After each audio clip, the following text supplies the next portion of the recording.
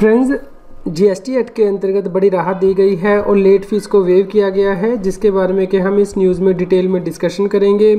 टैक्सील.com के YouTube channel पर मैं सीए सतबीर सिंह आपका स्वागत करता हूं। रेगुलर अपडेट के लिए आप हमारे चैनल को सब्सक्राइब करें,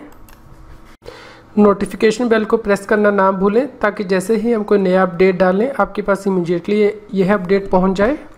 फ्रेंड्स, लॉकडाउन की वजह से जीएसटी की लेट फीस को वेव किया गया है।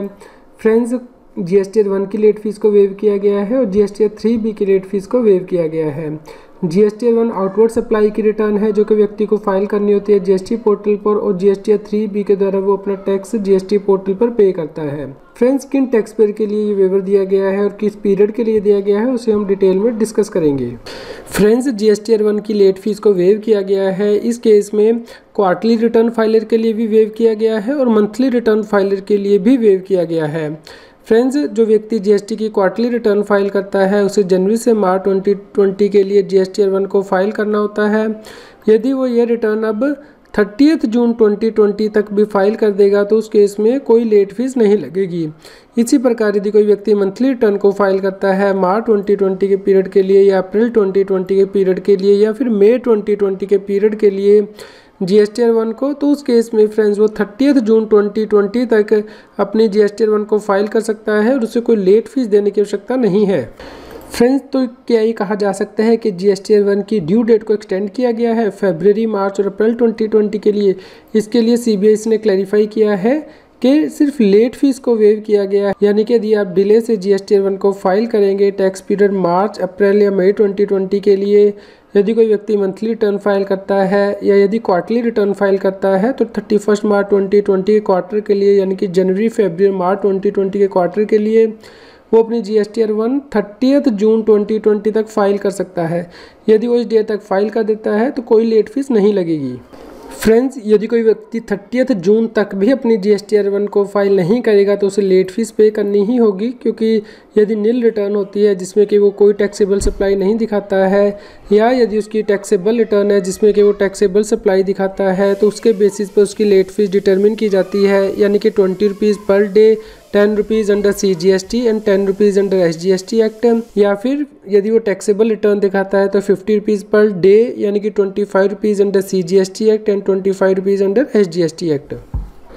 फ्रेंड्स, आपको यहाँ पे ध्यान रखना है कि जीएसटी 1 की ड्यू डेट यदि टर्नओवर 1.5 करोड़ रुपीज़ तक है तो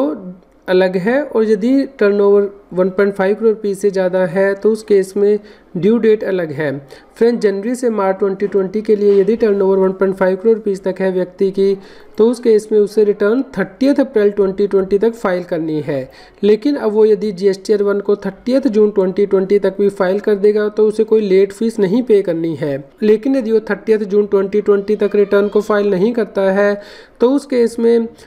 उसे जो लेट फीस का वेवर है वो नहीं मिलेगा, और 1 मई से लेके जितने भी दिनों का उसका डिले होगा उसके लिए उसे लेट फीस पे करनी होगी। इसी प्रकार फ्रेंड्स, जो व्यक्ति मंथली रिटर्न फाइल करता है उसके लिए मार्च, अप्रैल और मई 2020 के लिए जीएसटी 1 को फाइल करने की ड्यू डेट 11th डे है after the end of the month, यानी कि मार्च 2020 के लिए 11 अप्रैल 2020 तक जीएसटी 1 को फाइल करना है, अप्रैल 2020 के लिए 11 मई तक और मई 2020 के लिए 11 जून तक फाइल करना है। लेकिन फ्रेंड्स, यदि व्यक्ति 30 जून 2020 तक भी इन तीनों रिटर्न को फाइल कर देगा जीएसटी 1 की तो उसे कोई लेट फीस नहीं पे करनी है। लेकिन यदि वो 30 जून के बाद इन महीनों के लिए जीएसटी 1 को फाइल करेगा तो इस ड्यू डेट के अकॉर्डिंग ही उसे लेट फीस पे करनी होगी और उससे जो लेट फीस का वेवर दिया गया है वो नहीं मिलेगा। फ्रेंड, जो प्रोविज़न हमने डिस्कस की हैं उसके लिए आप नोटिफिकेशन नंबर 33/2020 सेंट्रल टैक्स और सर्कुलर नंबर 136/2020 को रेफर करेंगे जो कि 3 अप्रैल 2020 को इशू किया गया है। इन नोटिफिकेशन और सर्कुलर के लिंक इस न्यूज़ की वीडियो डिस्क्रिप्शन में भी दिए गए हैं। आप डाउनलोड करके अपनी फाइल में लगा लीजिए ताकि फ्यूचर में यदि आपको इनकी ज़रूरत पड़े तो आप इन्हें यूज़ कर सकें। फ्रेंड्स, चलिए अब जीएसटी 3B की लेट फीस के वेवर को डिस्कस कर लेते हैं। फ्रेंड्स, इस केस में देखा जाएगा कि क्या व्यक्ति की टर्नओवर 5 करोड़ रुपीज़ से ज़्यादा है प्रीसीडिंग फाइनेंशियल ईयर में, या फिर उसकी टर्नओवर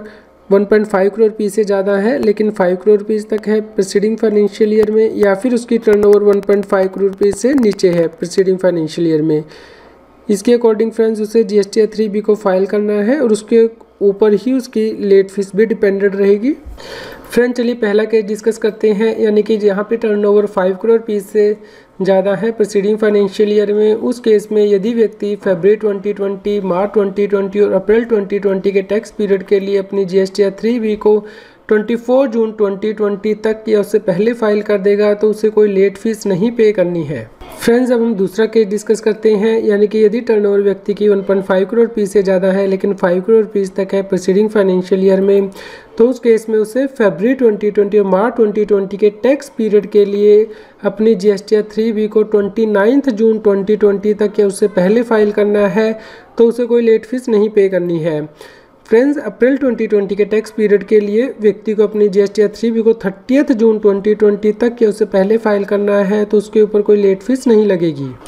फ्रेंड्स अब हम अगला केस डिस्कस करते हैं, यानी कि यदि व्यक्ति के टर्नओवर 1.5 करोड़ रुपीस तक है प्रीसीडिंग फाइनेंशियल ईयर में, तो उस केस में उसे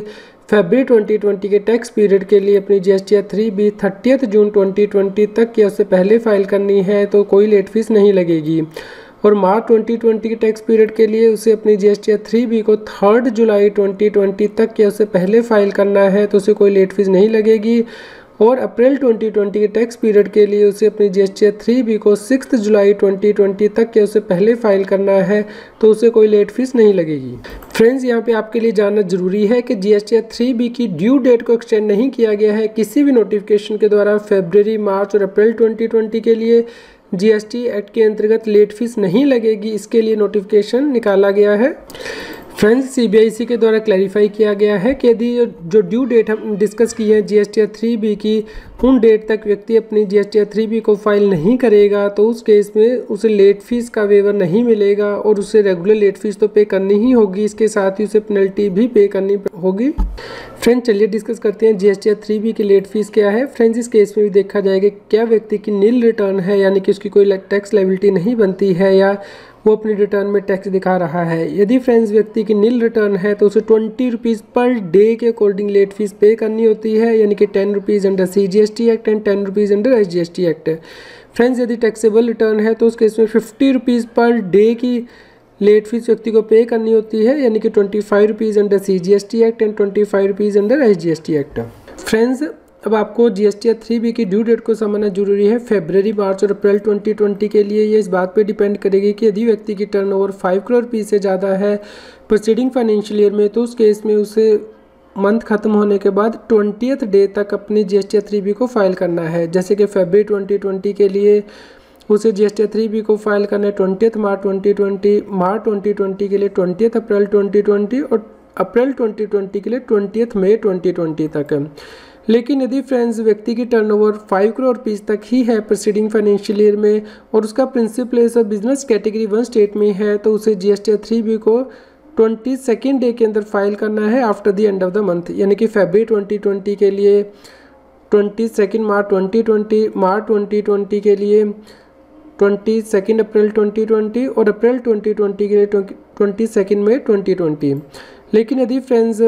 लेकिन यदि व्यक्ति की टर्नओवर 1.5 करोड़ रुपीस तक है प्रीसीडिंग फाइनेंशियल ईयर में और इसका principal place of business category 2 states में है, तो उस केस में उसे